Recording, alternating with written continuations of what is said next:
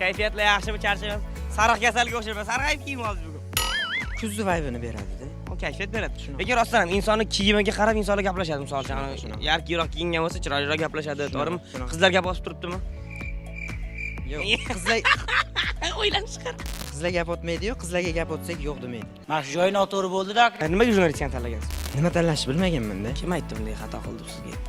Yo'q, xato qilmaganman lekin. Afsusdamas. Maktab davri bitta eslab bering. Qaysi maktabda o'qigansiz? 255-maktabda 5 yil o'qiganman, 25-maktabda 5 yil o'qiganman, 4 yil o'qiganman. Birinchi muhabbatimni aytaymi? Birinchi muhabbatim ismi Gul edi. Ishon sensiz bir an ham ishon sensiz bir an ham yashay olmayman. Nechinchi sinfda? U 6-sinfda. 6-sinfda. Nechinchi sinfgacha davom etdi bu sevgi? Shu bitirgancha 9-sinfgacha, keyin litseyga ketganman. Уже ayrilib ketganmiz. Bo'l.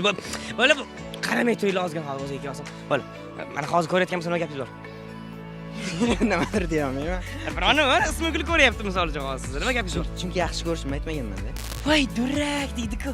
Voy durak. Voy to'g'ri yer aytmay yurdingizmi? Shunaqa. Mana hozir aytib olaylik. Mana balki hozir imkon bordir hozir mana Ikkita bolasi.